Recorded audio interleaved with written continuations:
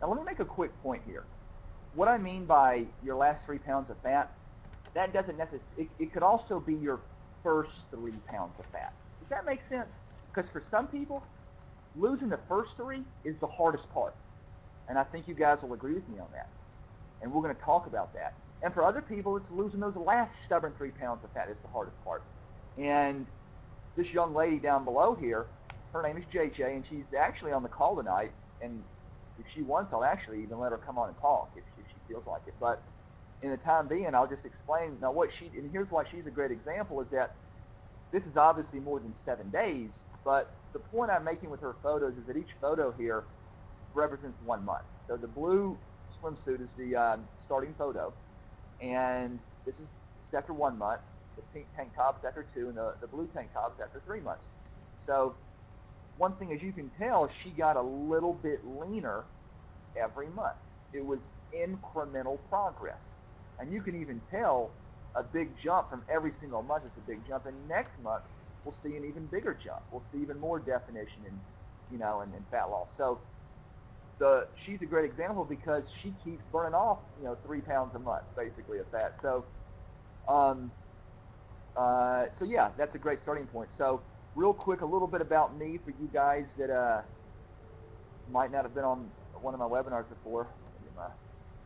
Basically, who am I, what I've accomplished, or what are my credentials?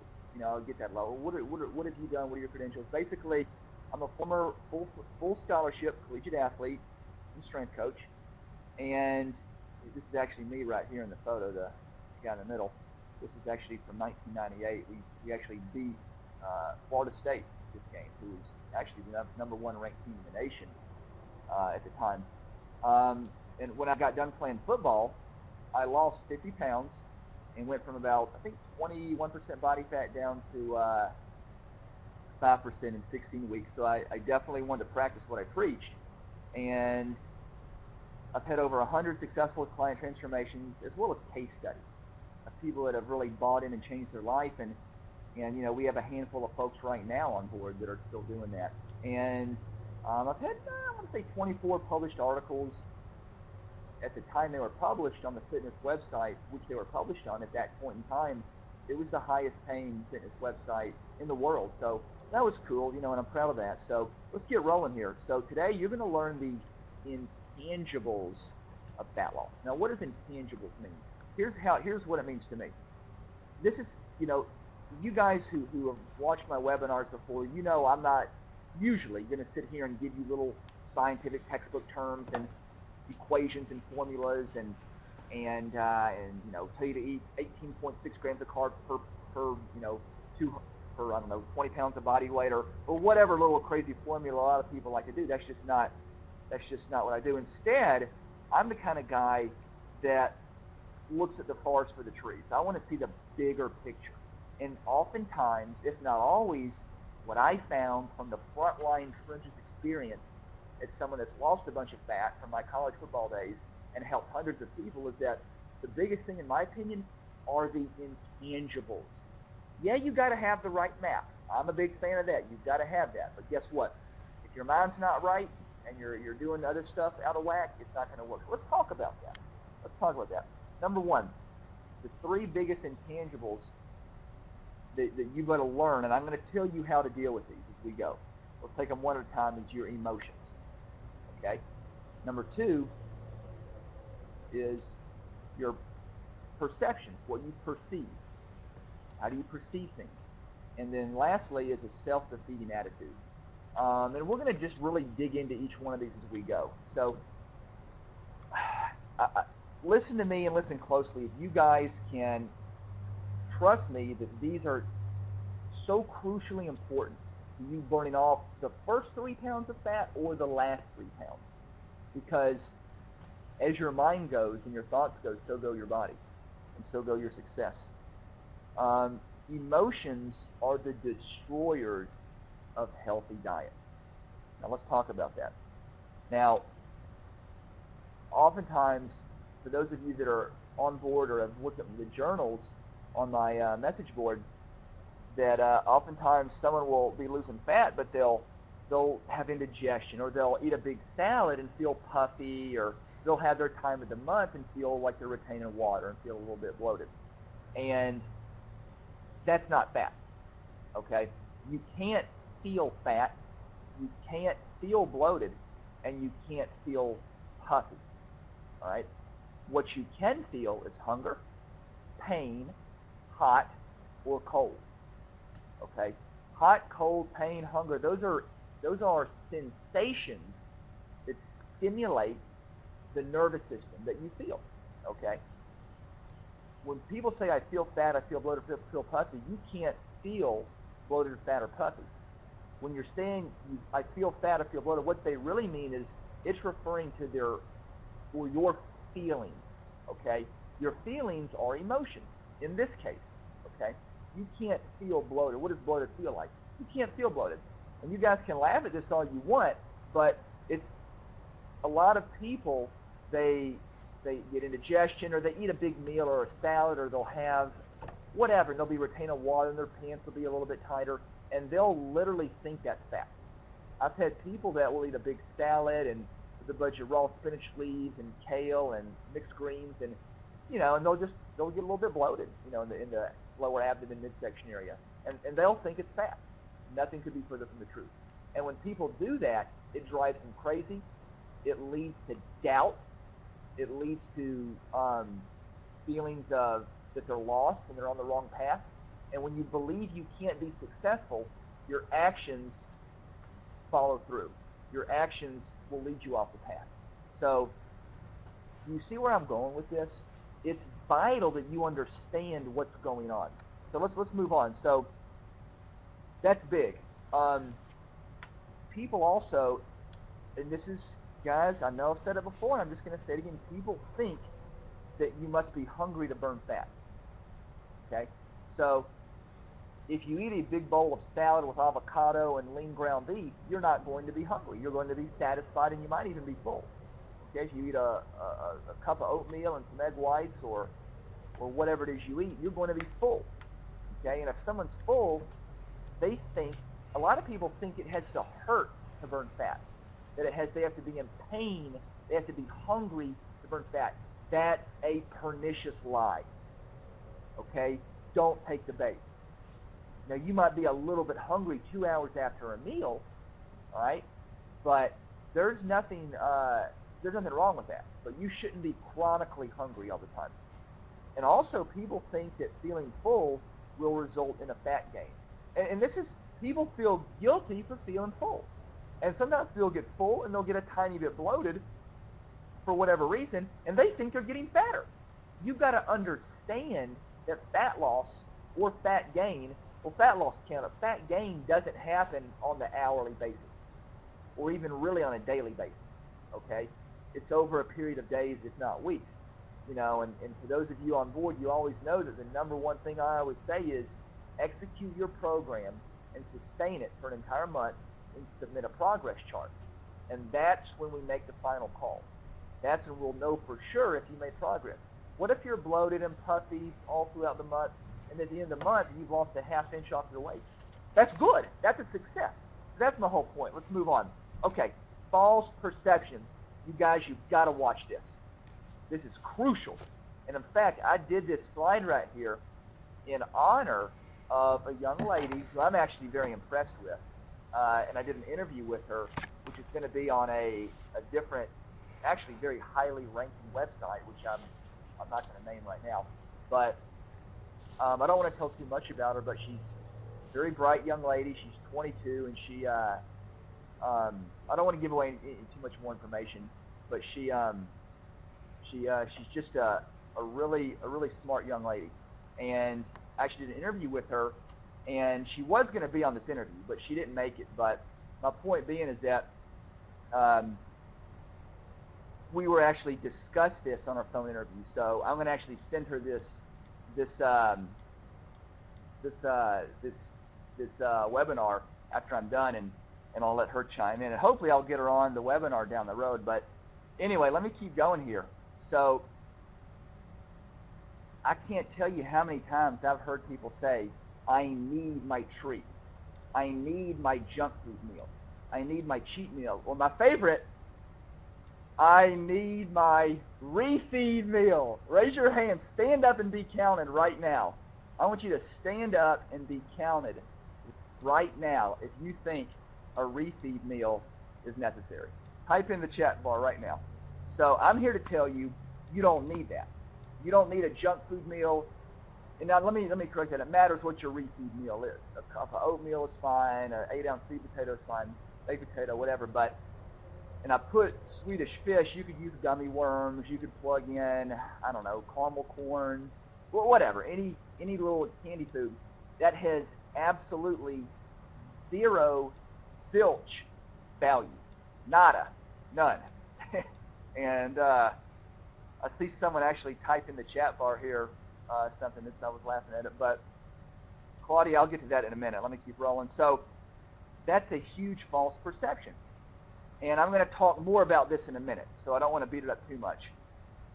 But the next one is I've pretty much seen it all, read everything, or tried everything. And the reason I put 5 years down here is this. Let me tell you a quick story. And I actually, the young lady who I actually got this cheap meal, junk food meal idea from that I made this webinar for after the interview, actually one of her, I think, friends or connections on a blog or her Facebook page, I read this off. And it was some young kid, I think 22, 26, however old the kid was. But the kid said, and the kid's like 22, and he said, you know, I've pretty much read everything and tried everything over the last 5 years. Really? 5 whole years? Whoa, buddy, you've seen it all, haven't you? Look, guys, I'll be 36 in a few months, and, you know, I've got a good 50 years under my belt in the frontline trenches, you know, and I'm still learning things. Now, I've got a lot figured out, and I do have a pretty successful online business, and, you know, and I've got a few things to my name, but there's still so much beyond what I know that I'm still learning. And my point is that you're like, well, what does that have to do with a false perception? What that means is that when you say I've seen it all, or when someone says I've seen it all, or I've read everything, or I've tried everything, what you're saying is there's no need to keep learning. There's no need to keep investigating. There's no need to I'm going to rest on my laurels. And you don't, especially if you're a young kid, someone in your early 20s, you don't ever want to say that. So that's a huge false perception. Don't fall victim to that. Now, men versus women in their unrealistic beliefs. Oh my gosh, I gotta mention this right now, and how different they are. And you guys are gonna love it when I say this. So, men usually, men are overconfident. I had a guy sign up, I think this year, and he was like in his 30s, and on his evaluation that he filled out when he signed up, he said, you know, I want to, you know, ask everybody, you know, what are your goals, or however I word it, you know, what would you be happy with your progress, you know, after working with me? And the guy said, I want to gain 30 pounds of muscle and, you know, and burn some fat, you know, and he was like in his 30s, and I'm thinking, dude, yeah, let's get some DECA, some testosterone, HGH, Primobolan, Winstrol, Parabolan. I mean, are you kidding me? 30 pounds of, I mean, and the guy had a pretty good physique. And my point I'm making is that I don't want to pick on any one person here. And there have been others too. I've had another guy, and he was like, yeah, you know, he bought, you know, my eating pattern from me, and he said, well, I want to be cut up, you know, chiseled up. He said, I want to be chiseled up like a bodybuilder on stage. I'm like, bro, you're going to need a lot more than this. And 1 month ain't going to cut it. Whereas a lot of women will say, women want to get better, but women don't believe it's possible. Most women, and give me a shout out, stand up and be counted in the chat box. You know, women don't want to, or women don't believe it's possible. They want to get better, but and I'm going to discuss why in a minute. So if you agree with that, yeah, Claudia says that's true. I mean, a lot of women, and you're going to love my next slide, Claudia, and everybody else, and I'm going to explain why, and it's just going to be like an aha moment. But that's the difference. Men are overconfident, and women don't believe they can do it. So let's move on and keep rolling. So I'm getting a little bit off here, but I always, you guys who know me know I am not a fan of cheat meals ever. I'm not a fan of cheat meals. I'm not a fan of big, nasty refeed meals or binge meals. So why are cheat meals addictive? Why is that? I mean, why is it people, and look at this woman. I mean, it's a staged photo, but you got donuts and, I don't know, fried chicken and what is that, a banana split, you know, and a piece of pizza and wine and cheeseburger. You know, when people binge, they go crazy. Why don't people binge on wild, fresh salmon and chicken breasts and black beans and baked potatoes? Why don't they binge on those? Well, let's talk about that. I'm going to explain it. So here's why. People, and this is why, and I'm not going to say names on here, but there's certain cookie cutter diets out there or ebook diets that have you literally eat like a sparrow all week, then go crazy on a binge meal. And if some of you guys want to guess and type them in the chat bar, I'll give you a confirmation, but I'm not going to say any names out loud here on the call. But, you know, you guys have been around the block. You guys have seen stuff. Sarah's saying Sarah, I've never heard of that diet. I've never heard of that. Never heard of that diet. Sarah, honestly, I've never seen that diet either. I've never seen that one either. But just watch for a minute here, and I'll explain it. So what happens is you eat like a sparrow all week, okay? And I've talked about how when people want to burn fat, they eat twigs and berries, but they also go crazy. They pop fat burners, and they do, you know, 6 a.m. cardio treadmill, then back in the weight room, and then back in the spinning class, and they overtrain. So they're eating twigs and berries, and they're burning off billions of calories, and after a few days, they feast. They go crazy and they binge. And what happens is chronic undereaters live for the cheat meal. And why is that? Why do chronic undereaters live for the cheat meal? And I'm not going to say her name, but I think a few of y'all guessed a minute ago, the little bitty young lady that is like 22 and has had some former eating disorders that I interviewed, I think about a month ago, and was actually going to be on the webinar tonight. I actually told her this, and she actually agreed with me. And so I'll tell you what the topic is here in a minute. Chronic undereaters live for the cheat meal, and here's why. The brain releases dopamine, all right? And dopamine is basically, it's like a hormone that promotes and makes you seek reward and motivation, okay?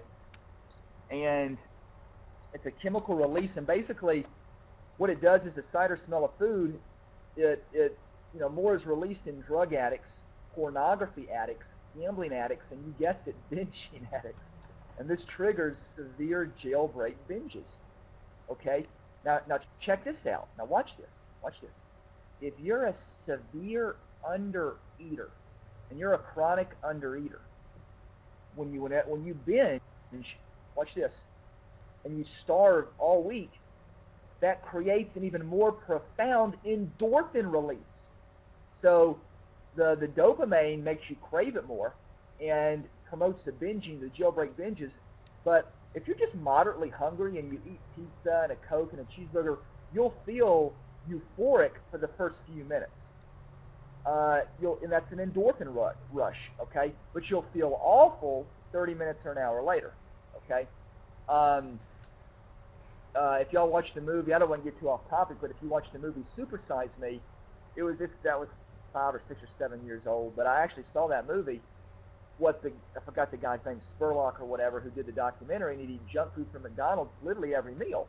And the point I'm trying to make is that he would say that even 3 or 4 weeks into the diet, the all McDonald's diet, he would feel good. He'd actually feel a sense of endorphin release and feel really good, right after the meal, but would feel horrible 30 minutes or an hour later.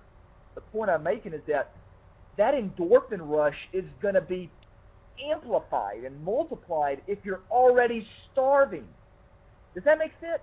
If you've been burning out on the cardio and first thing in the morning and a zillion sets and reps in the weight room and eating twigs and berries, you're going to be so freaking hungry that endorphin rush is going to be even more profound. And I told that to the little young lady who had the eating disorder that I did an interview with, who hopefully I can get to be on my way. We actually hopefully will do a webinar together in the near future because she's really got good perspective. But the point I'm making is that she even said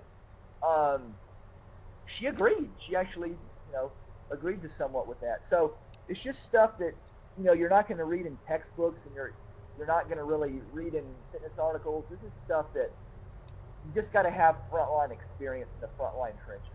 And it's stuff that if you know what's coming, and you can see what's coming ahead of time, you can prepare yourself for it.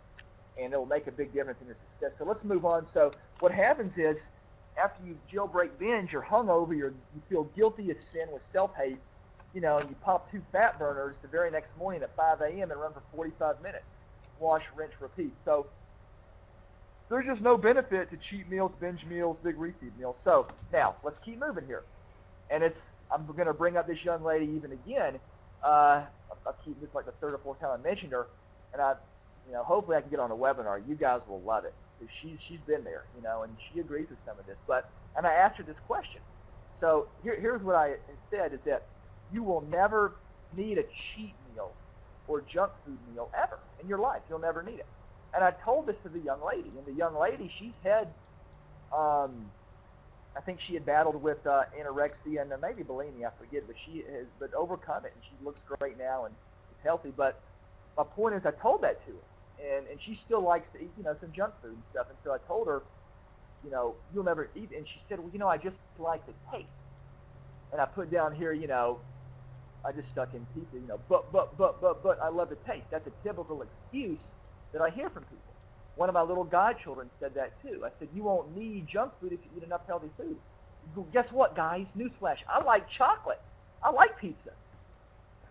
But I'm never hungry. And if I am hungry, I'm eating a big plate of black beans and chicken breast or lean ground beef on a fibrous, cruciferous, multicolored salad with onions and peppers and diced up cherry tomatoes and heirloom tomatoes and Roma tomatoes and avocado and olive oil and ground flaxseed. Are you kidding me? I'm so satisfied from those healthy fats and cruciferous, fibrous, green, leafy, healthy carbs and lean, healthy, grass-fed beef and chicken breast and whole brown eggs. I don't have room for junk. Do you see the point? Are y'all getting this here? So let's talk about this. If you eat enough healthy food, nutritious food to begin with, you won't have the cravings for hunger or the desire to eat junk. Okay? I like the taste of chocolate, but I haven't had it in years. All right? And if you crave, now watch this. Now last week, I talked about and I told you what welfare food was. And we're going to talk about that more in a minute. Now here's the key. If you crave welfare food over rich, fine dining food, you're like, well, what is welfare food? I don't remember last week or last month, or what is rich, fine? Well, I'm going to discuss that. Here's the difference. Now watch me here. Let's move on. Now, the danger zone is when you want welfare food over rich food. Okay? Now, I talked about, and we don't want that. Now, what I talked about last week is we have a bowl of Fruit Loops. The reason I call Fruit Loops welfare food, okay, here's why, is because if you go into subsidized housing, you're going to have folks who are on welfare. And in subsidized housing, if you look in the cupboards, and you look in the cabinets, and you look in the freezers, and the pantry, you're going to find sugar cereals, you're going to find probably canned Chef Boyardee stuff, and you're going to find in the freezer frozen fish sticks. Okay? And you're probably going to find, unfortunately, alcohol in the fridge. Okay? That's welfare food. Now, notice how people binge on welfare food. Cereal,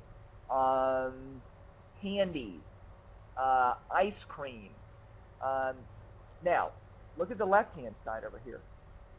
Fine dining or quote-unquote rich food. And this is like some lean cut of prime beef, a lobster tail, mashed potatoes and gravy. And I just, think of like a fine, rich Italian restaurant with it'll be fatty. It'll still be a fatty, high-calorie food now. A plate of spaghetti and meatballs. In this case here, the gravy and potatoes and the lean. I don't know if it's lean or not, but the prime cut of beef with the lobster tail, or the very fine Italian restaurant with the high-end plate of lasagna. It's still fatty, probably high cholesterol, but it's an expensive, high preparation high-end premium food. I didn't say super healthy. I didn't say that. But it's an expensive high-end food. Does that make sense? And it probably has more calories and fat, than your welfare food. But the difference is it does have quality nutrients, and it comes from a fine food source. It comes from a prime cut of beef or a lobster tail or whatever the example is. So you can do that. I'm not saying don't celebrate holidays or birthdays or anniversaries. I'm not saying that. But what I'm saying is choose a fine dining restaurant, okay? If you're going to eat off plan and eat junk, at least eat premium junk. Raise your hand. Stand up and be counted if you know this. If you see this. If you understand that. Good. Tracy sees that from South Carolina. Claudia sees that. Sarah sees that. Good. And I'm glad you guys see this, because why do you, and I'm going to ask this question, why do you guys think, you never see people, you never hear about girls binging on steak and lobster tail and gravy and mashed potatoes or lasagna and spaghetti. But you hear about people binging on ice cream or Fruit Loops on the bathroom or kitchen floor, and they look up and they're in a comatose state and the ceiling's spinning around. Why is that? Do you know that? Now, Sarah says she could binge on Quest bars all day. And Tracy says people binge at home. And that's a good point. Tracy knows what's going on here. That's true. What Tracy said is that, and you're in a fine dining restaurant, is that, you're around other people. So you're not going to binge. And, but when you're at home, you can go crazy. And that's true. Claudia says dining food will make our, let me read that. Let me scoot it over some. Will make our guts to work harder. And that's true. I mean, let's be honest. Welfare food is processed and refined food, okay? And fine dining food might be fatty and high cholesterol, but it's whole food. So she's right. Your digestive system has to work a lot harder, whereas the processed or refined food will run through your system fast. So y'all see the point. That's what I'm making. I'm not saying don't go to Christmas dinner, don't go to, that's fine. Go to your steakhouse, your Italian restaurant, but when you leave there, don't go eating sugar cereals that are worthless. You're better than that. All right, let's keep moving here. Let me, hold on, Claudia has a question here. That's what I meant. Good. Okay, good, Claudia. Okay, now, a huge problem I see, and I've seen a lot of this lately, all right, is a self-defeating attitude. And I want to get to the bottom of this. We're going to really dig in here, all right? So many women, and some of you ladies on the call tonight might, even have personal experience with this, and you might even know people that do, have a self-defeating attitude. Now, here's what that means. You believe nothing will work. You want it to work. I've had people sign up with me and spend a pretty penny, spend a little chunk of change on a program, but they don't believe it'll work. They want it to work, but they don't believe it will. And not only that, but they bring a negative attitude with that. And I don't like to talk about negative stuff, but you know what? If this saves just one person, it's worth it. If me talking about negative stuff can shed daylight for just one person, it will make a difference. And it'll be worth it. So that's why I'm doing this. And maybe you guys that don't have that problem can see this and say, maybe now that I understand this, I can explain it to someone else to prevent it from ever happening. So here's the point, is that learned helplessness is a horrible, horrible thing. And what causes this? What would cause someone to sign up with me, pay for a program, want to get better, but don't believe they can and bring a bad attitude? Here's why. Here's what causes this. Dietitians. Dietitians say, eat less and exercise more. Every dietitian on planet Earth, in the galaxy, in the solar system, in the universe says that. Okay? Now, if there's one that doesn't, I'd love to see them. Okay? But 99.9% of all of them out there, that's what they teach in dietetic school. They teach that in order, you have to eat less calories. And I've proven that's wrong. In previous webinars, I've actually proved to dietitians that they just wasted 4 years or however long of school I proved that wrong, and and I even have a video about it, which a lot of you guys have seen. So that's wrong. All right. The media says do tons of exercise, do tons of workouts. The media also says you've got to take diet pills, you've got to take diet bars and diet shakes. Okay, you've got to have that to lose weight. The exercise magazines say you've got to take tons of supplements, and you've got to do tons and tons and tons of exercise. All right, personal trainers. Unfortunately, many personal trainers, they're off the mark. I'd say probably 98 out of 100 personal trainers are off the mark. And you can be a personal trainer that has a lot of clients and has a whether it's in real life or online, and just because you have a lot of sign-ups and ebooks sold, doesn't mean you're very knowledgeable. It just means you have a big fan base. Anyway, and then common misinformation. So that's what causes it. You're like, well, Jeff, how does that cause it? Here's how it causes it. Is because they do what the dietitian said. The girl does what the media says, what News Channel 9 said. She did what the exercise magazine said. She did what her trainer said. And she still can't lose the fat. She can't burn the weight. I bet every one of these people on the call tonight says, you're right. I've done what these people said. I might have lost a few pounds, or I didn't lose anything, or I didn't lose any fat, or the information's out there, but people are doing it. But we see people every day in the gym that are doing 4 spinning classes, treadmill, and eating twigs and berries, and they look the same. Everybody out there that wants to burn fat but can't burn fat thinks they're doing it right. Okay? So that's what causes this. They've been lied to and led astray so many times, they don't think it's possible. They don't think they want to, but in the back of their mind, they can't let it go. So what happens?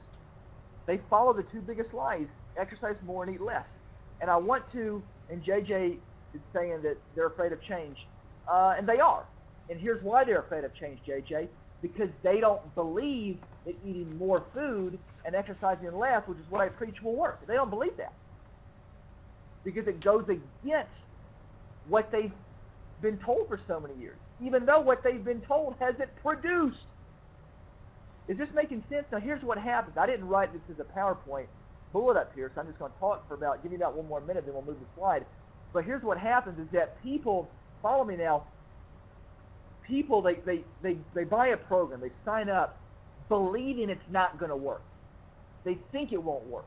They embrace the fact it won't work. They tell their mom it won't work. They tell their dad it won't work, their brother, their sister, their cousin, their aunt, their uncle, their husband, their wife, their kid. And before long, it doesn't work. Before they know it, they're off the program. It hasn't worked. And then, I'll never forget, I had a girl say to me one time, she said, and she signed up, and I didn't hear from her for like a month. And I said, hey, what happened? Your progress chart. And finally she says, oh, I had nachos the other day, and I knew, I quote, I knew it wouldn't work. When you embrace that fact it won't work, you tell people it won't work, you believe it won't work, you journal it won't work, you say out loud it won't work, you embody and embrace the fact it won't work, before you know it, it hasn't worked. It's a self-fulfilling prophecy. You don't believe it'll work. You don't give it a chance. So you don't take much action. You never fully buy in and embrace the program because you don't believe it'll work. Are you getting this here? It's so pernicious. Now, I put a great photo up here of Teresa. And she's done a great job, and I'll tell you why I put her photo up here. Bear with me here. Because she's a great example of someone. I talked about the unrealistic beliefs of men and women a minute ago, and I'm going to touch on that again. But the reason I talked about, put Teresa's picture up here, is because she made, and I think she's about 4 inches off her waist, about 8 pounds of fat. Pretty good results, but not, dramatically groundbreaking. And the pictures are kind of skewed, so it's hard to get a real clear photo. But the point I'm making is that she did good progress, but you see the dates. It's basically 3 months. So, the point I'm making is that she didn't come out and lose 20 pounds of fat or even 15 pounds, but she made noticeable progress. She's fitting into, smaller sizes. She looks good, and the whole point of it is to show that, and and I will even go as to say for certainly, she's the most positive client that I have on board right now. Probably, she's never down. She's never down, never. She asks some silly questions, and bless her heart, but she never complains, is what I'm saying. And she's always cheerful. If she messes up, she's right back on the bandwagon. So the point I'm making is this, and this is why I put her photo up, is that women lack confidence, and they don't have any idea the level of sacrifice it takes to sustain long-term change. Now, don't let the word sacrifice scare you. And JJ is a good example of this. She has 3 kids, but she'll be the first to tell you that it's simple to follow the program, but it's not necessarily easy. When you have that many kids and there's donuts or coffee cake or sandwiches or whatever in the house, it's easy to get off track. If you're a single person and you live in your own place and you get to choose all the food that comes in, that's different. And you have other people's schedules to attend to. That it's the long-term process that a lot of folks, I think, have a tough time grasping. But Teresa's a great example to prove to you that you can still mess up a little bit, but if you sustain long term, and JJ's saying it all starts in your mind, the toughest of all the lessons to learn. So, yeah, she's right. The mental aspect of the game. So, and like I said earlier, men have unrealistic beliefs. Men think, I'll sign up. That means I'm going to get ripped. And I've dabbled in some of these. I haven't really bought any, but in the online business, there's a lot of the biggest. I don't want to get too off topic, but just bear with me for a minute here. Some of the biggest revenue-producing online programs are not weight loss. Well, they are for women, but for men, it's get rich quick schemes or money-making schemes online. $39, and it'll tell you how to earn a 6-figure salary by the end of the month, or whatever. And there's a ton of them out there. And men oftentimes will buy into those. Not many women do. Men think that they have very, very high hopes. They don't lack. Men have too much self-confidence, is what I'm trying to say. And women don't have enough. So that's good with that. Let's keep rolling here. Let me just scroll down. You guys ask any questions you want. You're more than welcome to ask any as we go. Now, I got a funny picture up here. Let me get it here. Now, y'all gotta have a sense of humor with this and laugh with me. I know it all. I already know it all. This would go under, I talked about the kid. I used an example of it. Said in 5 years he's seen it all, read it all, and tried it all. Well, that's ludicrous. I'm 36 and I've been doing this a long, long time, and I've worked with thousands of people. And there's different types of people, but there's always new, unique people that challenge me. Now, these top 3 young ladies up here are just 3 of the dozens and dozens that I've come across online that think they know it all, and think they actually think they were going to school me up. And I'll never forget. And it's funny, I put this photo down here. This girl is like, she's like, right, okay, girls, whatever, So, and I think this animated GIF down here, this young lady, she's like most of us here. It's like, are you kidding me? Right. And all these women are over 25% body fat, and have no muscle at all. And why do you think that is? And I'll tell you, when I started writing and having my articles published back in 2008 and 2009 for that very high-paying online website, I'll never forget. I always thought guys knew it all. Well, I got on this website, and all of a sudden, it wasn't the women in their 30s or 40s. It was women in their early 20s that would argue with me. That thought they knew it all. That thought they had all the answers. And we have a good bit of people on the call tonight. And let me ask you, ladies, why do you think it is? Why do you think? And I know a lot of these women just wanted my attention. I get that. They wanted attention, but some of these young ladies really truly thought they knew more than me. They thought they could deliver a better solution than me.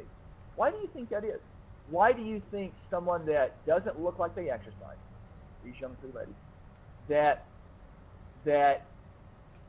25% body fat or higher, that has no credentials or no experience or frontline trenches experience, why would they think that? What would lend them the credibility to ever think that? And Claudia's saying because they don't, and it's their way of hiding themselves from the truth, and that's probably true.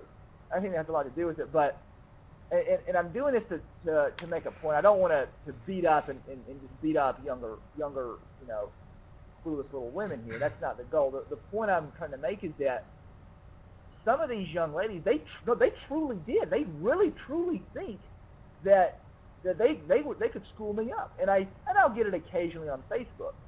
And let's see, Sarah from Fort Worth is saying they haven't been around the block long enough, and that's a good point. There's an old saying that the more you know, the more you know you don't know. I've heard that, and you guys probably have too, but JJ's saying, and Sarah says, yeah, she's heard that, and JJ says, because their boyfriend told them what to do. Honestly, JJ, with respect to you ladies on the call right now, and not to sound too awkward, and these young ladies are not the kinds of women that would have a boyfriend, and I don't mean that from a romantic preference standpoint. I mean that from a I got to be careful what I say online, but let's just say these are the kind of women that, and if they do have a boyfriend or husband, they're the ones calling the shots, if you catch my drift. So anyway, that's it. We've poken no fun at these little young ladies for now. Let's move on. So another thing that I always get a lot of is that people say, I'm going to figure it out on my own. And I get a lot of, not to be awkward, but a lot of obese women or unsuccessful women that have struggled with fat loss. They just, I'm going to figure it out. Well, I can promise you, you won't figure it out. If I give you a safe, there's a safe here. If we put you in a room with this safe for 1 billion years, you will, I promise you, you'll never guess the right combination. You'll never guess the right fat loss combination. Now, you can eat healthy. You can eat, an apple is better than a bag of Skittles. Or, a chicken breast is better than a donut. I get that, okay? But we're not talking about people that are 40% body fat or even 30% that can just eat healthier and lose fat. Anybody can if you're that fat. But we're talking about people that are trying to burn fat and can't do it, okay? That's who we're talking about here. And I've made that in other webinars. But my point I'm making is that that's the point. Let me do my bullet points here. Is that number one? It goes back to the person. I've done this 5 years now, 5 whole years, really. I've read it all and seen it all. Well, that's certainly we've proven that wrong, and you'll never guess the right combination. You never will. And I've discussed this, and in fact, in one of my online videos, I discussed this, and I'll actually, for those of you that haven't seen it, I'll tell you right now. There's 2 reasons why. Is because you're like, well, why would someone be so foolish, foppish, and naive to think they could ever crack their own fat loss code? Well, I'll tell you why. 2 reasons. Number one, everywhere you go, the media, Dr. Phil, Dr. Oz, the newsstand, Carbon Dioxide Magazine, everywhere, the news, there's diet advice. There's 5 tips to burn your belly fat, 3 new tips to look hot in a swimsuit, 5 tips to trim off. We know, we've all seen it. 8 recipes for fat loss in the summer. We've all seen that. Lose 10 pounds by tomorrow. Okay, there's fat loss advice everywhere. Okay? And people, they see it so much, they just think they can figure it out because there's so much information. Well, the information out there is misinformation, or it's partially true. It's partially true. And the other reason is that we've been eating our whole life. You have to eat to survive. You've been eating since you were a baby all the way up till present day. And because eating is a common, you eat in social events, you eat by yourself, you're happy, you're sad, you're lonely, you're depressed, you're excited. People eat with all, so eating's a part of life. So people think because eating's a part of life, and there's such a wealth and plethora of nutritional fat loss tidbits out there, I'll just figure it out. And if I don't figure it out, I'll just keep trying new things. Well, it doesn't work that way. And I'm the only person that will tell you that. Now, I'm gonna this last slide here is the bread and butter. This is the nuts and bolts of this whole webinar. This is what I've been waiting for to tell you guys. Now, for those of you that know little Candace, I did not put her before photo up here. Her before photo, and I hope she doesn't bust my chops for saying this, but she was probably 34% body fat when she started. Bless her little soul. Okay, when she started back in, I think, August of 2011. And we got her down to probably, I'm going to guess she was probably, in this photo here on the right-hand side, probably about 24% body fat for her first show. Okay, this show was, I think, early April, yeah, about 8 weeks ago. Okay, and and she looked her best ever, but she definitely wasn't lean as she needed to be. But she still was the leanest she'd ever been at that point in her life. So she did a show, I think 8 or 6 weeks later in Rome, Georgia, and she won the overall.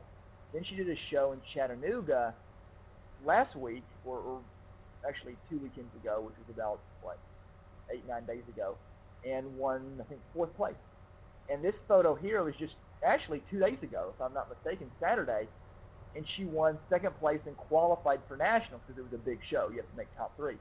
And the reason I put these 2 photos up is they're 8 weeks apart, and it just shows, even though she did 4 different shows over the course of 8 weeks, and I only got photos from the first and last. There's 2 more in the middle we didn't put up, but even by doing shows every week, I had to, as a strategist, I had to devise a way to keep pushing the envelope, even when she had to, couldn't train really Friday, because that's when you're, carb loading, and then game day is Saturday, and then Sunday you got to rest Sunday unless you're an idiot and you overtrain. So that's 2 days a week they're totally off. But even though taking 3 days a week totally off, and Thursday's a really light day anyway, you barely do anything.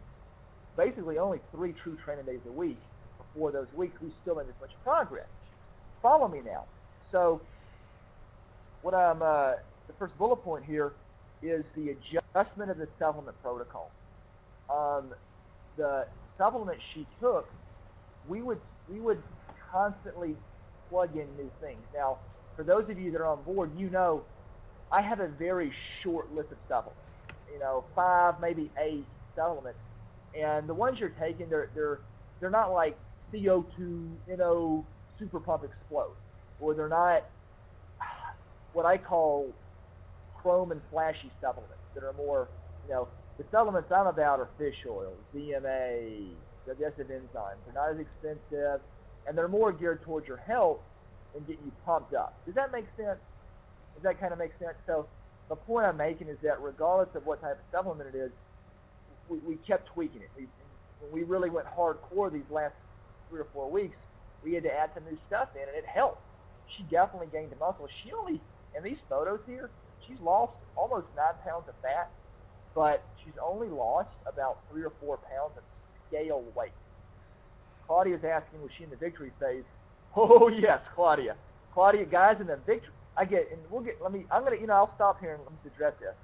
A lot of people say, what's the difference between, I think it's program number 6, in the victory phase, I think it's 7. I don't have my program page in front of me, but you say, what's the difference? Well, there's a huge difference.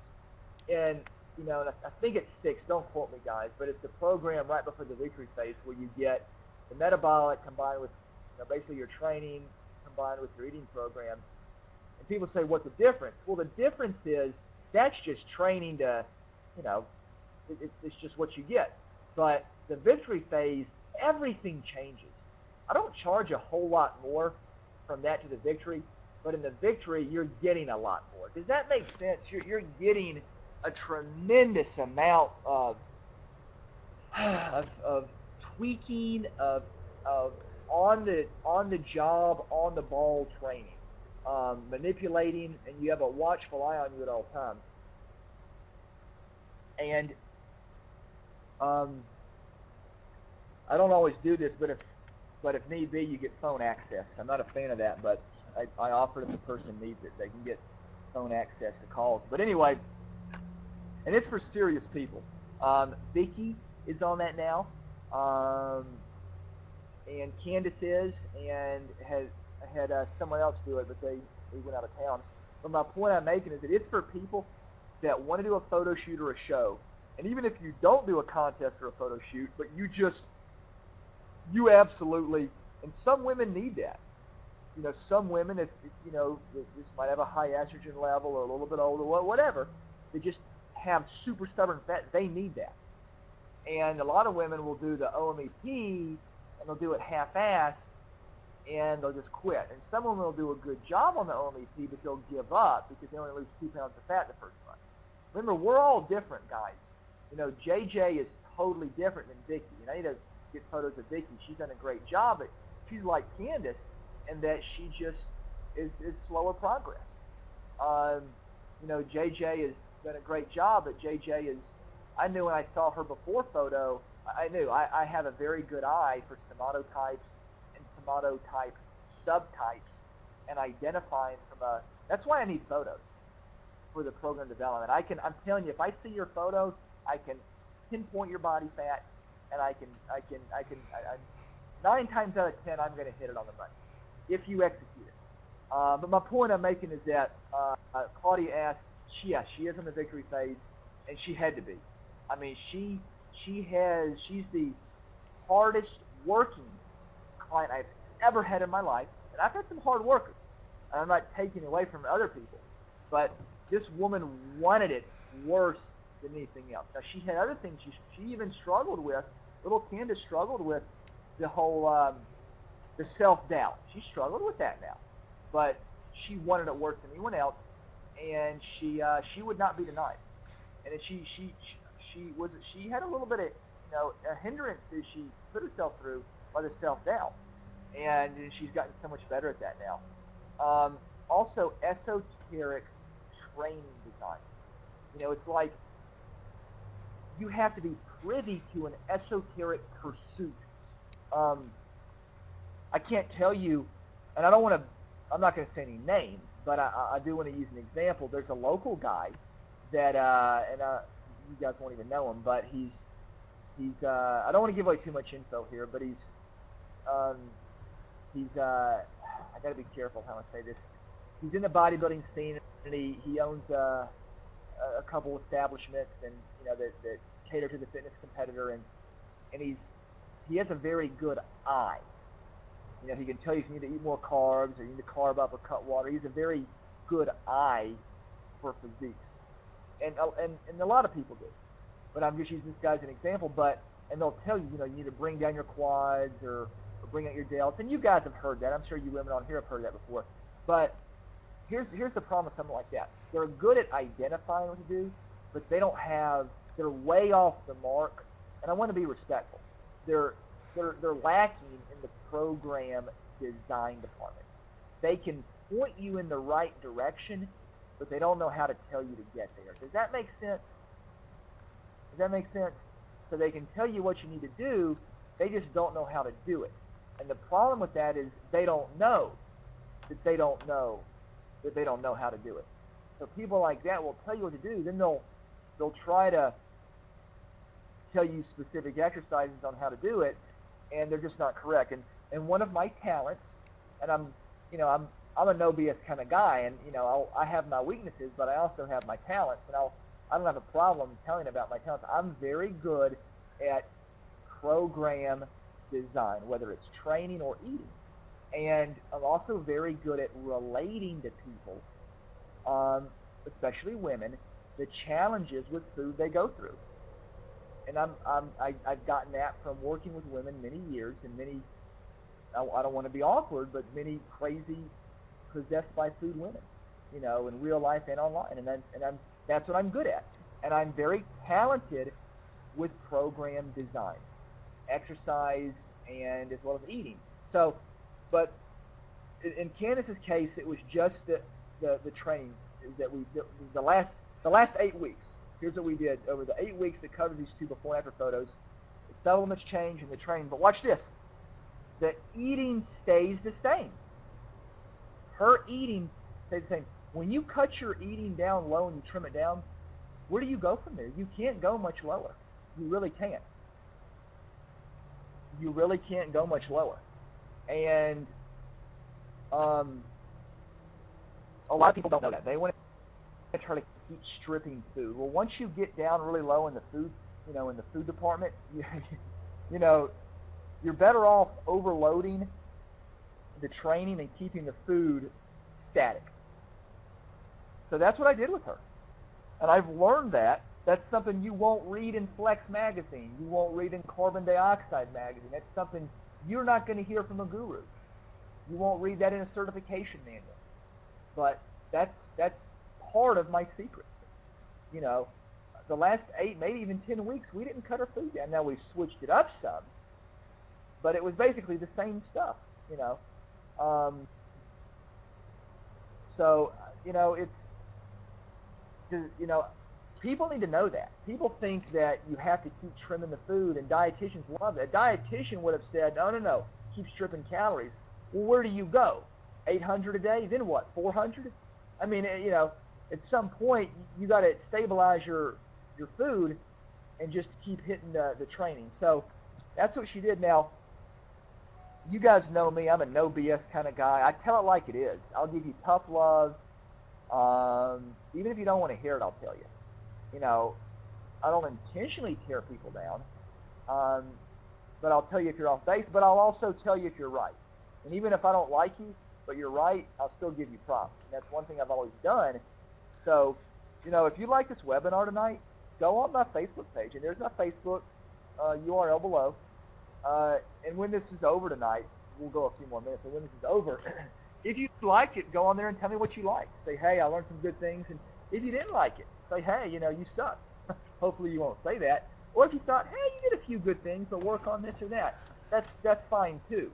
I'm a no BS kind of guy. I'll take no BS if you're truthful any day of the week. So, excuse me, let me get a sip of water here. So, with that being said, any questions here? Let's hear some questions. And actually, I got a bunch already coming in.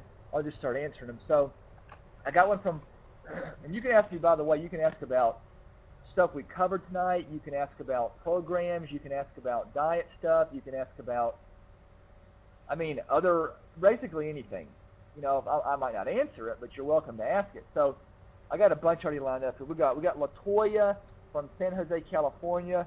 Latoya is asking, I like to run first thing in the morning. What do you think about fasted state cardio? And I'll just answer it in a quick nutshell. Latoya, you don't need fasted state cardio. I'm not going to get into why it's not good. I've covered that in a previous webinar, but I would suggest eating first. And if you're crunched for time with work, and actually you're saying you are crunched for time for work, but if that's the only time, I would say go after work, or have something before you do it. Have an apple or a grapefruit or some BCAAs. Get something in your system. And honestly, try not to do it before work or before you eat. Well, I don't care if it's before work or not. So I'm not a fan of it, and it's bad. I'm not going to go into too much detail now when I got a dozen questions to answer here. But no, I'm not a fan, and it's not going to benefit you. In fact, let me make a quick point. I'm going to use Vicky as an example because she's doing so awesome now, but she also used to struggle. Is that Vicky had, her body fat was a little bit high, but she was a chronic runner. And if you're a chronic runner with a high body fat, and Latoya, I don't know if you do or not. I'm not saying you do. You might or you might not. That's for you to know. But my point actually, Latoya just said she does have a high body fat. Actually, she said she's 29%.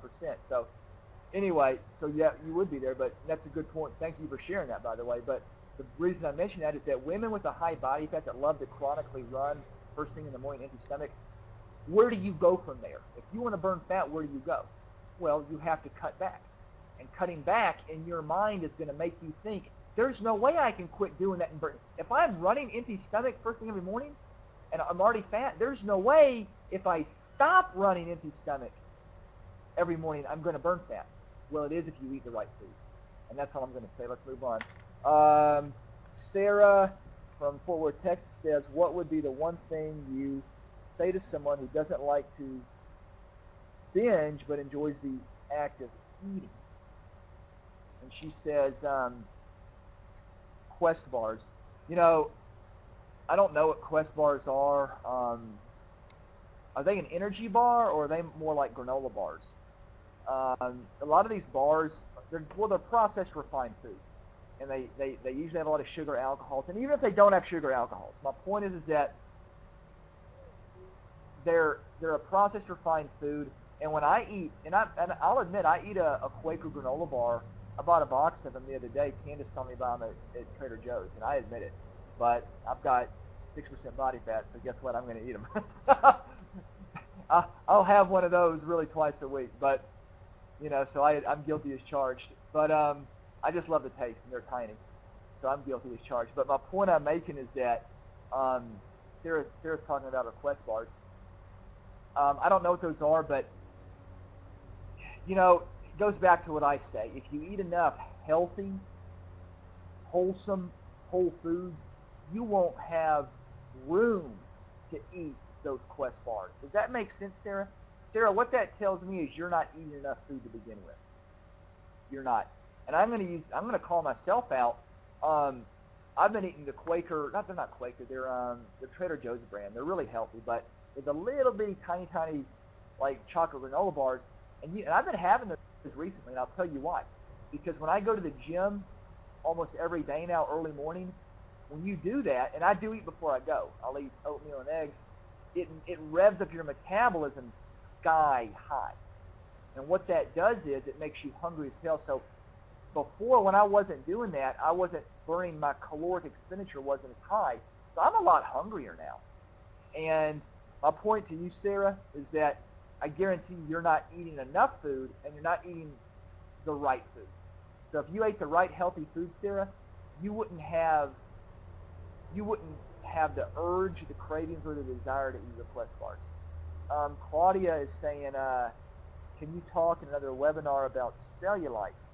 Well, I'll just say this right now. Cellulite is a manufactured term. It's an industry term that was actually invented by an editor of Vogue magazine back in the 80s. All cellulite is fat. That's all it is. It's just fat.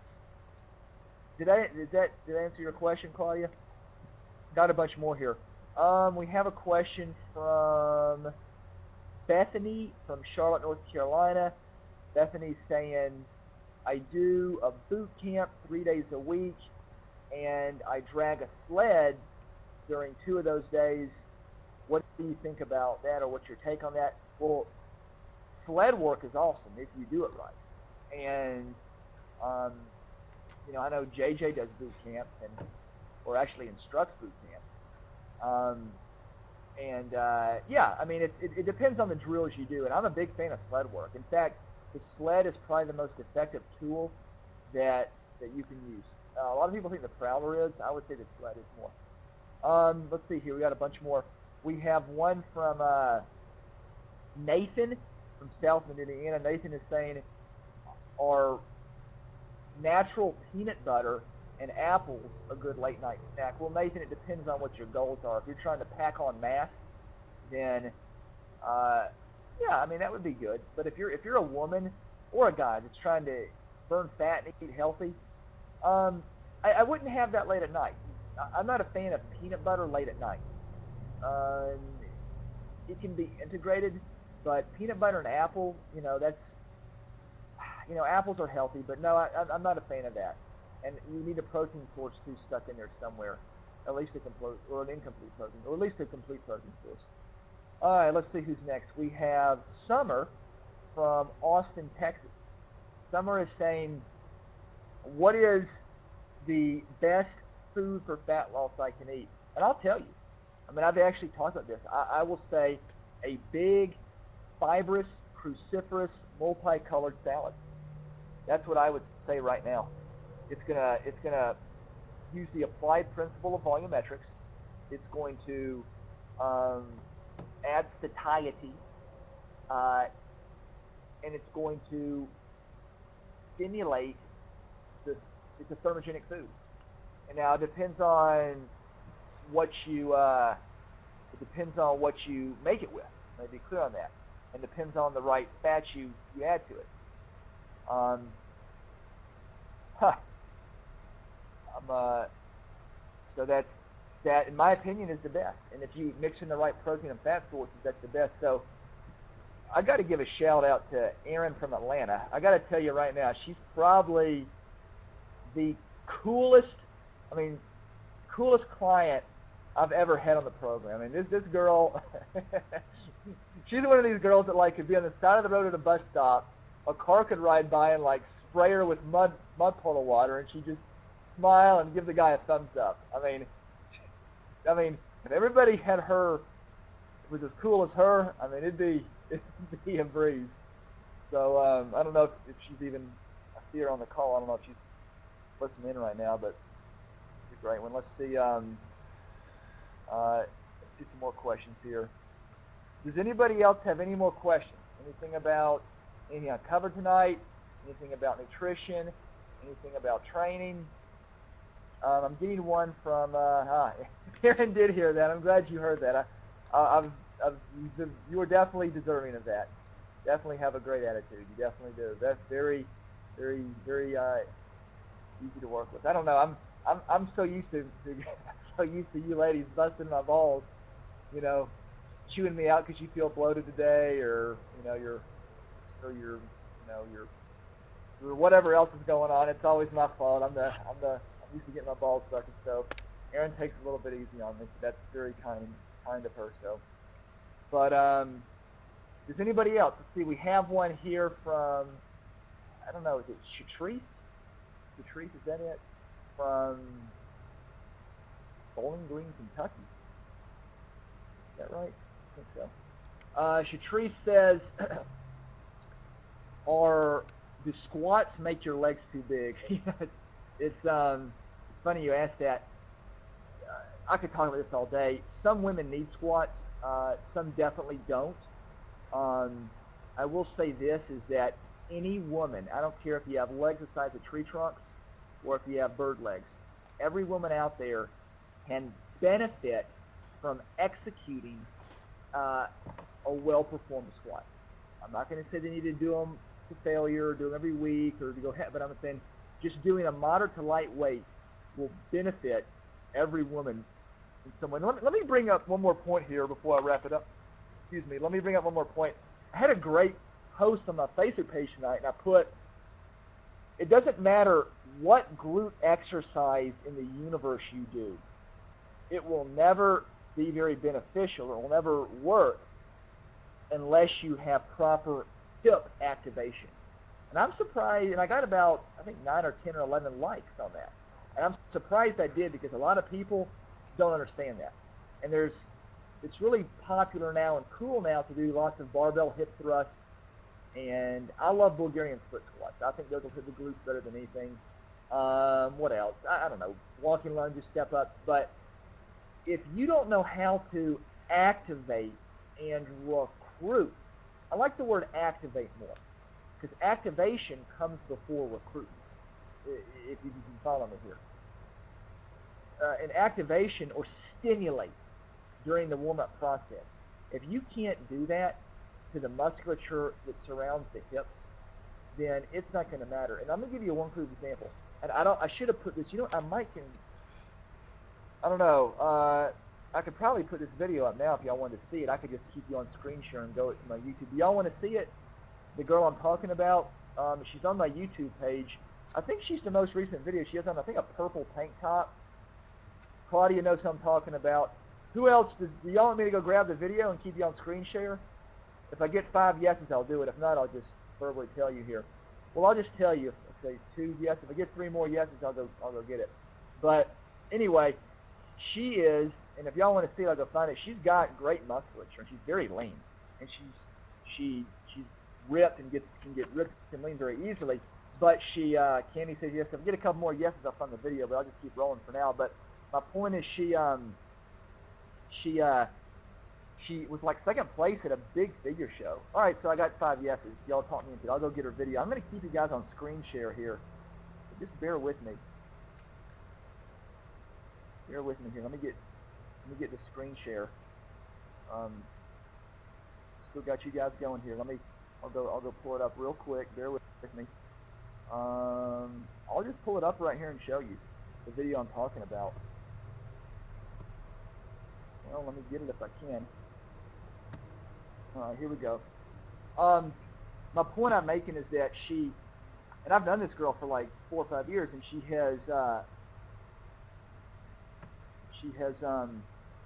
great physique. She's very lean and has, but her glutes are really lacking. And she actually told me this the other day. Let me pull it up. When we were on the Prowler, and she said to me, I said, you know, I never told you this, but your glutes are extremely weak and your hips are very weak. She said, well, how have I gotten by so long without it? And I told her, I said, well, because you have good genetics and you have very good leanness and muscularity. Oh man, I'm not logged in here. Give me a second here, guys.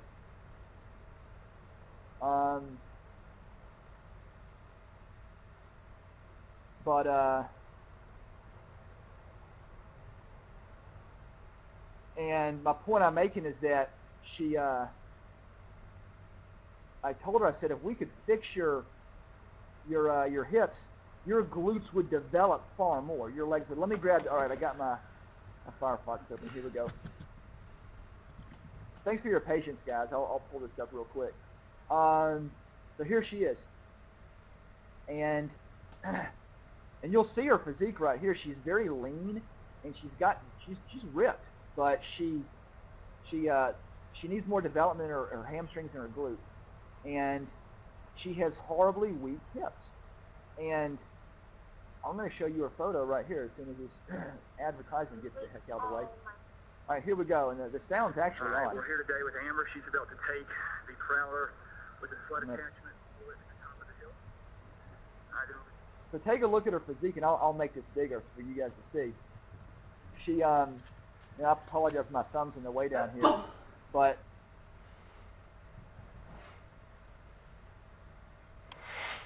you'll see her pushing this in a second here when she gets going. She, can y'all see it okay? Is it rolling? I think it is. It's a little bit slow. But she pushes here. My point I'm making is that her legs are a little bit behind her glutes and her hamstrings are.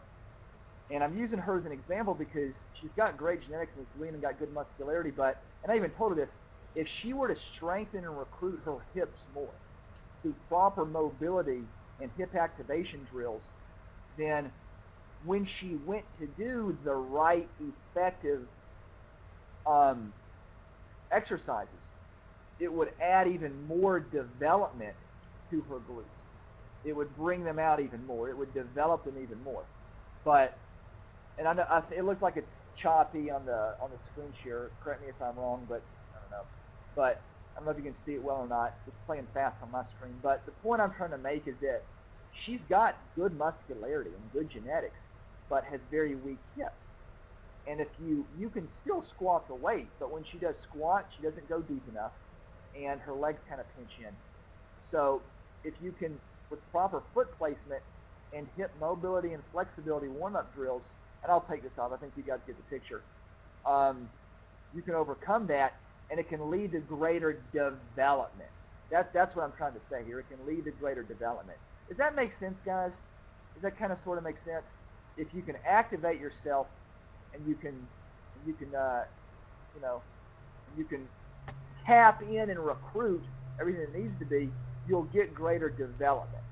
So we got a bunch more questions, and we're over time, but I'll keep going, guys. I love doing this, so let's just keep answering. We got a bunch more. So yeah, JJ says, does that do a good warm up? It is, JJ, but I like to almost call it prehab, which is short for prehabilitation.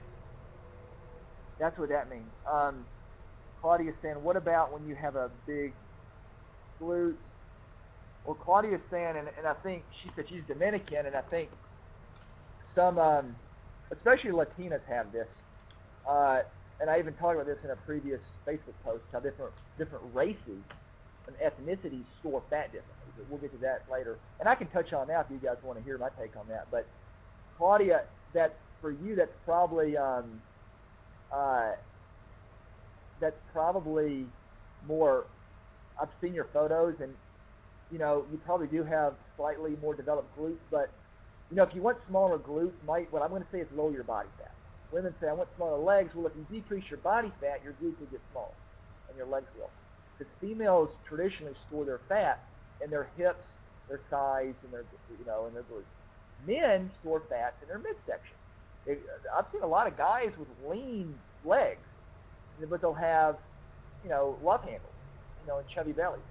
And I've seen some women that have, a six-pack, but have flabby thighs. I've seen that before. Adriana from Hawaii is saying, how do you activate the hips? Adriana, if you go and you actually watch, go to my webpage, and in the upper right corner, there's a box that says webinar series. And if you go to my webinar page, basically, my first webinar ever was how to achieve or how to create a prize-winning or an award-winning lower body. I forgot the exact title, but or how to create the winning lower body. And in that, I actually bring up a YouTube video live on the screen and show you guys and show the different drills and mobility moves. And also, what you can do, Adriana, is if you go to my or if you join my join my message board. I think you got to actually register and log in and do that. Go under my article section and go under the training article called "Kiss the Bodybuilding Workouts to Buy," and scroll down through the thread. And I actually inserted and posted a couple of other mobility YouTube videos. They're just general drills, that it's good to go off of. But that I cannot tell you guys. That's more important. The hip mobility activation warm-up is more important than the actual training session. It's that vital, and you'll get more out of it if done correctly. And most people don't know how to. And I'm fortunate enough that I've got a good scheme that I know how to run with that. It's been highly, highly effective, and it's very good with young athletes. A lot of young male athletes and female athletes have horribly weak hips. How do I know if I have weak hips? If when you squat down, your knees pinch in. If when you do a barbell squat, your knees pinch in. That's a blazing red flag. You have horribly weak hips. Tracy's asking, thanks for touching the activation shoe. Not only does it allow you to get full potential, but eventually can lead to... You're right. By correcting that, you can prevent injury. So that's true. Now, I'm checking my thing here. Is Francis? Francis, I see you on here. Do you have any questions, Francis? Francis is really, she's asked some great questions and really made some great... Francis has come a long way mentally. And I'm telling you guys, I don't care, even if you have a great work ethic and you have the right map, you can still fall off the bandwagon if you're not in the right mindset. Guys, the whole webinar tonight was about having what? The right mindset, right? It's the right mindset. And when you have the right mindset and you understand the purpose and the plan that's in place, everything comes together. And Francis is saying, oh gosh, not right now. Just listening, wanting to join already. Bless her little heart. Oh, now, Francis, did you have a bikini show recently? Was it last week or is it this coming week? Oh, she said it was, so this Saturday is in, what, 5 days from now? Well, I hope you do well. Good, she said yes, so I hope she does well. Yeah, so my point is that one thing you guys will know about me is that when I do these webinars, rarely do I talk about, stuff you're going to read in textbooks or like, the drill. I'm not a numbers guy. I'm more of a, let's get beneath the surface and dig around and prod around. And then Francis says, trusting your program is the biggest part. Now, Francis, let me ask you this, and I'll even let you come on the call live if you want. I'll bring you on here live to talk. Would you, in fact, Francis, do you want to come on live right now? If you have a microphone on your computer, I can bring you on live right now to talk. Do you feel comfortable doing that? Would you like me to? I'll be happy to, because I think Francis can probably, I don't know how to use his laptop. Sure you don't, Francis. Sure you don't. No, I'm just playing with you. Well, honestly, how old is your laptop? Is it a couple years old? Most laptops have a built-in microphone anyway. Um, you know what? We'll try to bring her on. I'll try to. In fact, I'll do that right now. Okay, she said it's a Mac. I'll try real quick. But while we're talking, I'll just say that little Frances, she might be someone. How old are you, Frances? Refresh our memory. I think you're a little bit younger. Are you 26? Okay, a little bit younger. Now, Frances is someone that apparently, had a little tough time buying in to what to do, and and had a tough time, I guess, embracing everything. And I'll try to bring her on the call real quick, and let her talk. I'll keep everybody else here on here, and I'll bring her on real quick. See what I can do here. Let's see here. Let's see here. Let's see here. Let's see here. Yeah, here we go. Here we go. All right, Frances, can you hear me? You should have. You should be. Yeah, you should be able to talk. So go ahead and say hi. I made you a co-presenter. Say hi. Are you saying hi? Well, we'll wait for Frances to chime in here. I made her a co-presenter, so she should be able to talk if she wants to. We'll give her another minute or so to muster up the bravery. Is there anybody else that wants to come on live? Oh, she is. Can you hear me, Frances? Hello, little Frances. Everybody say hi to Frances. And I'll actually bring a photo up here if that's okay. I don't mind. Yeah, I'll bring it up. That's cool. So Frances will tell us right now, what are some things that you would recommend to people or other people on the call tonight? What are some things you'd recommend so that other people can have faith in the program? What are some things, some stumbling blocks that maybe you struggled with and you learned from? You struggled with, but now you learn the right way. Now you're on the right track. So just take a minute. Wow. I started this contest prep about 12 weeks ago, and I was with Wet Wolf in the beginning, but I had a friend that wanted me to join her bikini competition with her coach and a bunch of other girls. Wet Wolf's philosophy and training is completely different from what my coach is doing right now, and she has me doing about 2 hours a day for cardio split, and then she had me doing a 6-week split day workout program, and she had me doing that for about 6 to 8 weeks, and I'm tired. She had me eating, oh God, I don't know, just crumbs lately. And the longer I stayed on the program, the more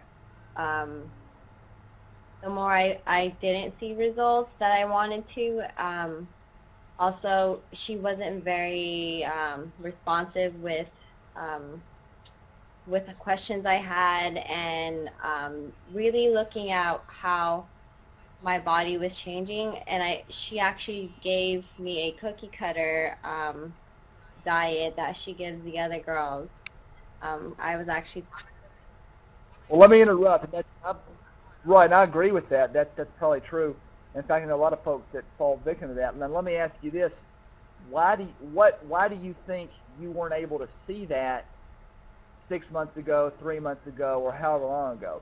What made you take the bait, if you will? Well, her website showed pictures of women doing this contest prep program for 12 weeks, guaranteeing just really, really good results, only to find out the longer I was with her and the more I kept up with the other girls, they actually had more outside help and resources than what I had joined or wanted from her. So she had trainers. The other girls had trainers. The pictures were misleading because there would be one picture of them, just bigger, and the next picture next to it would be over a year's worth of hard work and training, and it false advertisement. It said 12 weeks, their 12 weeks accomplishment, which was actually just a lie. And it just everything about she was just just too busy with it with her clients. That makes sense. No, that makes sense. And let me ask you this, and I think our listeners on the call will want to know this. Why do you think I'm different? What makes, and there's a lot of women like that and guys like that, and I agree. So not that it makes it okay, because that is misleading, but there's a lot of other experts or fitness figure pros or, the drill. We all know them that are like that too. What makes you so sure The I'm articles different? I've read, it makes so much more sense. The journals that I've kept up with, like Candace and JJ also, I've actually kept up with their journals and seen the transformation. And the articles that you put out, it makes so much sense to me more than it does with her program. And yeah, I mean, honestly, it's just your philosophy of eating more, putting in more healthy foods for fat burning, focusing on foods rather than doing 12 hours of cardio, 12, 14 hours of cardio. I just think your philosophy is way better than what these other trainers have. Well, thank you for your vote of confidence. In fact, JJ just said the forums are huge. It's like a family. We all need support.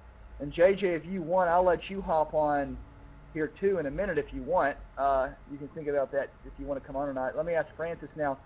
Francis, so and you made a great point.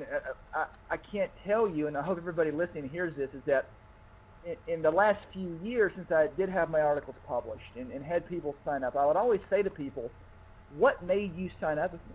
And they didn't say a testimonial, or what they would say is, your articles just made sense. It made me realize you made me feel foolish without calling me foolish. You made me feel like an idiot without actually telling me I'm one.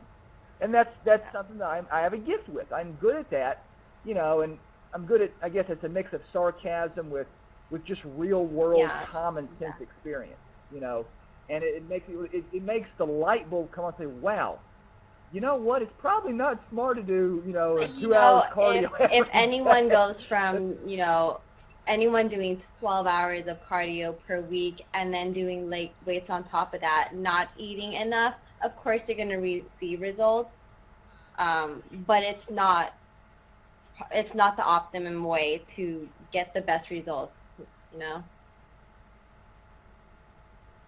Well, I do know. Now, let me ask you this real quick, Francis. Do you think, and even though you liked my articles and that kind of made you buy in, do you think when you got my program, because I'm such a fan of cutting back all the crazy cardio and workouts and eating a lot more healthy, nutritious food, do you think maybe for you that might have even scared you a little bit at first? Like, I like what he says, but whoa, do I really got to trust it? Thought at first when I joined the what program was it? One of the first programs, the only program I joined, the OMEP, I think, program. And you said focus on food and exercise less, and I'm like, no way that this is going to work. And the negative attitude I had in mind about you and about myself, how I wanted results instantly, it made me veer off actually to the wrong path, and I should have stuck with it to actually see the results. Well, better late than never, right? You learn from your mistakes. You just have to learn, and you see the light. Hindsight, you see exactly what needs to be done and changes that need to be made. Well, you're exactly right. Well, thank you for coming on, and you're welcome to stay on if you like, and have someone else talk actually. Stick around, and you can stay on live too. Welcome. Okay. Well, thanks so much, and I appreciate it. We're looking forward to keeping you rolling, young lady. Good deal. Thank you. Okay, we'll see you. Good luck at your show. Bye. Bye-bye. All right, does anybody else want to come on the call? Would anybody else like to come on the call tonight? And JJ said she'll try. Let me try to Let me see if I can get this thing going again. I'm trying to see if I can figure this thing out here. It's